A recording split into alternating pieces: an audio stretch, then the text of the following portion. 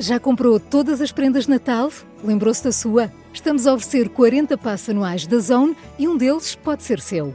Assine hoje até 55% de desconto e habilite-se a ganhar. Tudo em observador.pt.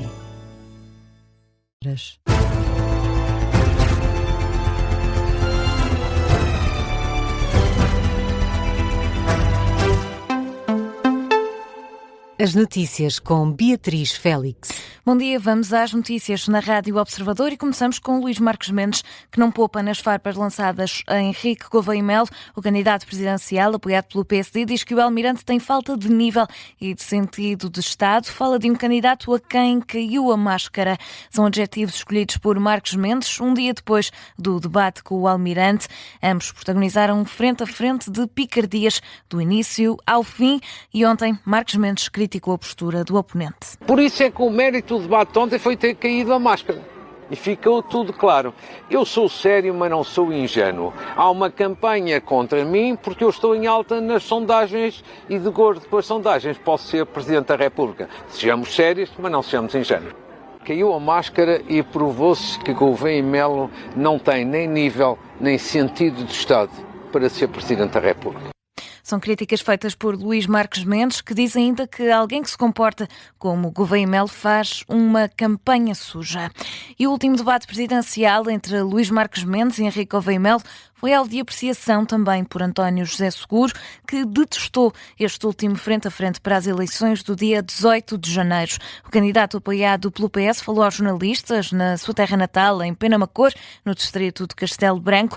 Acredita que os debates ajudaram a esclarecer os eleitores, mas sobre o último, protagonizado por Marques Mendes e Gouveia e Melo, diz que o detestou e sublinha que faltaram referenciais de valores, respeito e esperança. António José Seguro, nas mesmas declarações, desvalorizou também o facto de estar a subir nas sondagens e prefere destacar a onda de apoio que está a crescer. Seguimos agora com outro tema e falamos de Pedro Pessanha. O Ministério Público arquivou o inquérito ao deputado do Chega depois de uma queixa por violação de menores.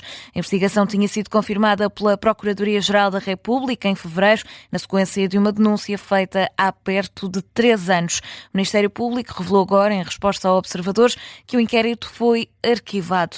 Ainda este ano vieram a público outros casos que envolvem pessoas com ligações ao Chega e que foram visadas pela Justiça por crimes sexuais contra menores. Por exemplo, na passada segunda-feira, um candidato autárquico do Chega foi detido pela Polícia Judiciária por suspeitas de abuso sexual a 2 menores a quem dava aulas num centro hípico de Azambuja. E a menos de 24 horas do Natal, a PSP e a GNR continuam presentes nas estradas no âmbito da operação policial que decorre até ao Ano Novo. Desde passada quinta-feira já uma pessoa morreu, centenas ficaram feridas. Ontem à noite, em declarações à SIC Notícias, o subintendente da PSP, Sérgio Soares, fez um balanço a partir de um dos acessos mais movimentados do país nesta época festiva. Falo da Ponte 25 de Abril, por onde milhares de pessoas ainda rumavam ao sul. Registámos já 922 acidentes rodoviários, dos quais resultaram 300 feridos, 13 em estado grave e, lamentavelmente, uma vítima mortal. Das nossas ações de fiscalização foi possível também proceder à detenção de 352 cidadãos, 181 por crimes rodoviários, por condução em estado de embriaguez e por condução sem habilitação legal, e registámos mais de 2.000 infrações ao Código da Estrada, sendo a mais relevante a condução em excesso de velocidade. São números apresentados por Pedro Soares, que deixa ainda uma lista de conselhos que nunca são demais para quem ainda vai fazer viagens longas. Sempre que se for fazer uma viagem longa, separe de 2 em 2 horas para evitar a fadiga e o cansaço durante a condução. Outro aspecto importante é, se for conduzir, não ingerir quaisquer bebidas alcoólicas ou substâncias psicotrópicas, não fazer uso ou manuseamento do telemóvel durante o exercício da condução, não conduzir em excesso de velocidade. Antes de iniciar a sua viagem, verificar se a viatura se encontra em condições, nomeadamente os pneumáticos, o sistema de iluminação, e evitar quaisquer manobras perigosas durante a condução.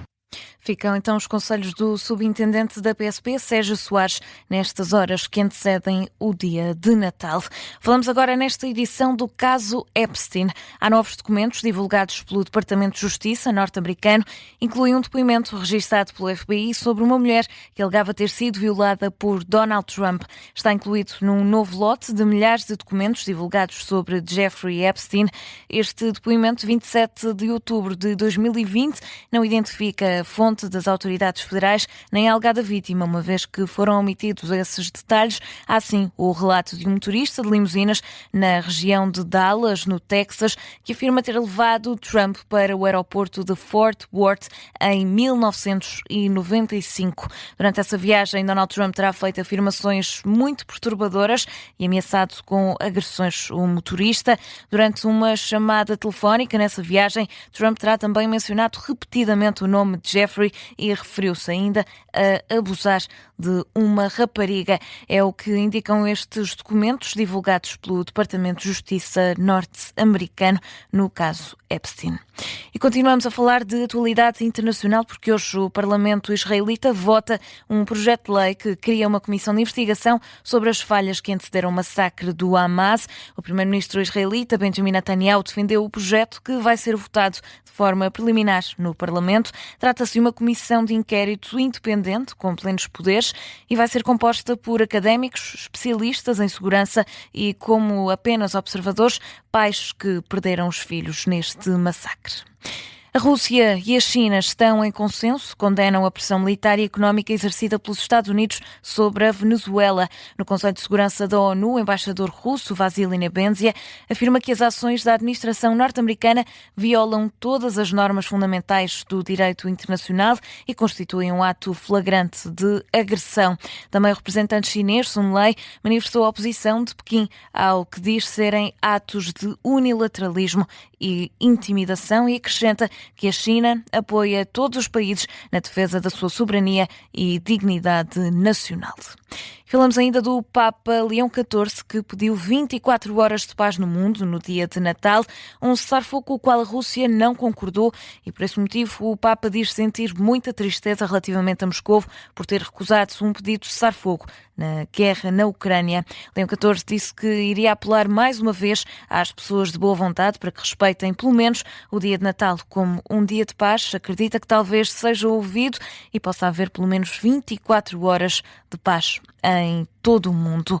E no futebol, para fechar, ontem à noite o Sporting venceu o Vitória Sport Clube por 4-1. Foi com golos de Juan Castilho, Ioannidis, Maxi Araújo e Trincão, do lado dos Leões. Pelo Vitória, marcou apenas Telmo Arcanjo.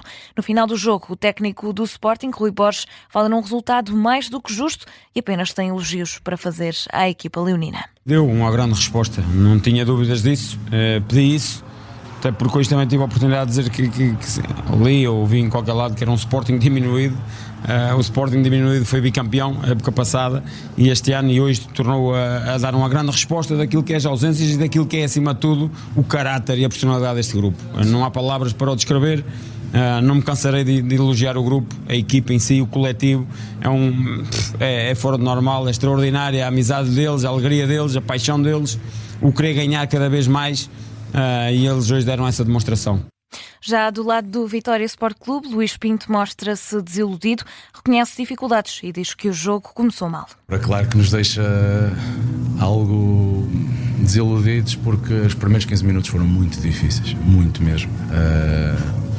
Uma dinâmica um bocadinho diferente do Sporting do que aquela que tenha apresentado e nós tivemos alguma dificuldade em ajustar. E depois estávamos a ter a dificuldade também, e aí é a nota que eu deixo, porque nós, apesar de sermos uma equipa jovem, somos uma equipa com qualidade e os jogadores têm que acreditar naquilo que são.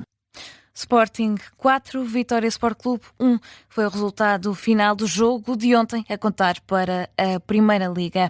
E é assim que fechamos este jornal das 6 da manhã. A informação fica por aqui. Está de regresso às 6h30 com a síntese de notícias.